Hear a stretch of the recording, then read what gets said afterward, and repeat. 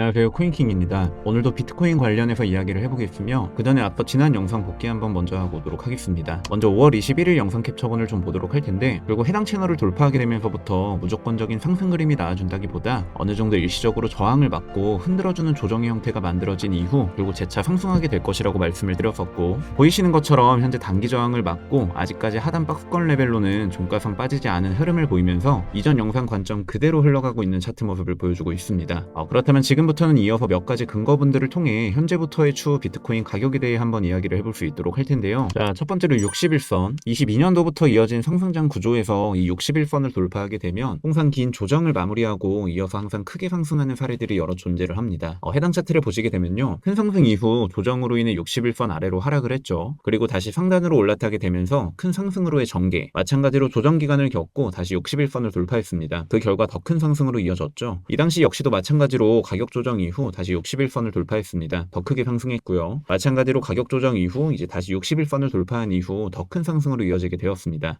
보신 것처럼 61선 아래에서 시세를 보통 만들어주고 다시금 61선 위로 올라가는 순간 해당 상승 파동에 보통 이제 조정을 마무리하고 더 크게 상승하는 경향이 있었죠. 자, 따라서 현재도 61선을 돌파했는 상황이 마주해 있기 때문에 지지 여부만 더해진다면 결국 더 큰 상승 추세를 전망해 볼 수가 있겠습니다. 자, 두 번째로는 테더 도미넌스. 저번 영상에서 말씀드렸듯이 정확하게 마이너스 10% 구간에서 헤드앤숄더 패턴상 테더 도미넌스의 반등이 나와주고 있습니다. 그로 인해 무조건적인 비트의 추가 상승을 검토했다기보다 어느 정도 저항의 그림 역시 염두하에 대응을 전달드려 볼 수 있지 않았나 싶은데요. 그렇지만 현재 추세를 결정짓는 4시간 봉상 이 201선을 기준으로 일찌감치 저항을 받기 시작하며 테더 도미넌스 역시 추가적으로 하락의 전개를 품을 수 있는 구간에 어느 정도 위치를 해 있다 보니 상반된 흐름상 코인 시장 같은 경우 결국 추가적인 상승 구조를 어느 정도 전망해 볼 수 있지 않을까 싶고요.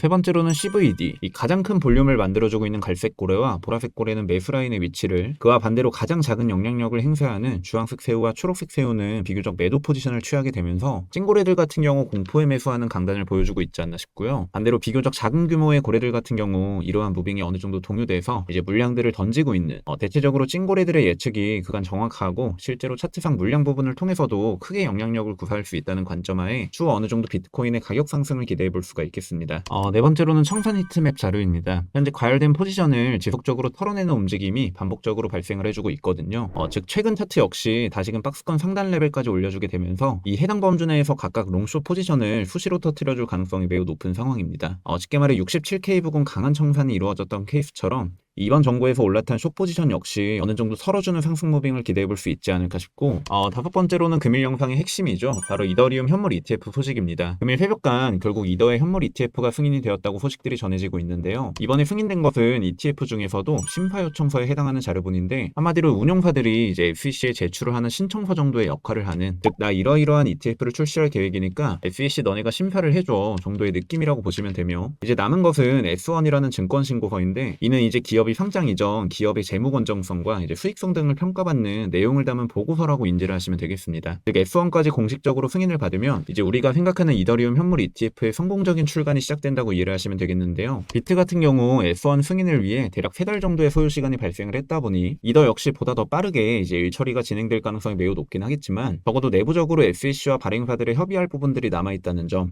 따라서 완전 승인까지 빠르면 몇 주, 이제 길어봤자 3개월에서 반년 정도까지도 기다려봐야 할 수 있는 문제이기 때문에 아직까지 완벽하게 이더리움 ETF가 최종적으로 승인이 떨어진 것은 아니다. 그렇지만 이 시장은 항상 무엇으로 오르고 내린다고 말씀을 드렸었죠? 맞습니다. 기대 심리로부터 상승은 결국 출발하게 된다고 말씀을 드렸고요. 현재 이더리움을 비롯해서 특정 알트들 역시 이러한 기대 심리적인 요소들에 비례해서 결국 현재 이더리움 상승분이 전개되고 있다고 판단을 내려볼 수 있기 때문에, 따라서 결국 중간중간에 S1 방향성적인 측면에 대해서 부정적인 영향분들이 새롭게 출현해주지 않는 이상은 결국에는 큰 사이클상 이제 알트들의 추가 상승을 높게 전망을 해볼 수 있다는 점. 그렇지만 아까도 말씀드렸듯이 이제 포지션을 계속해서 청산시키는 전개 과정들을 바라보았을 때 무턱대고 상승만을 바라보고서 이 시장을 대응해 나갈 수는 없는 부분이기 때문에 관점 폐기 구간을 반드시 설정을 해놓아야 된다고 판단을 하고 있고요. 제 개인적인 견해상 그 구간이라 함은 이 하단 박스권으로 차트가 이전될 수 있는 65.3K에서 최종적으로는 64.7K 구간, 이 라인마저 만약에 하방 이탈을 해버리게 된다면 결국 이는 아래 하단 박스권을 통해 다시금 반등 가능성을 책정해봐야 되는 수준에 육박하게 될 수 있으므로, 관점이 틀려서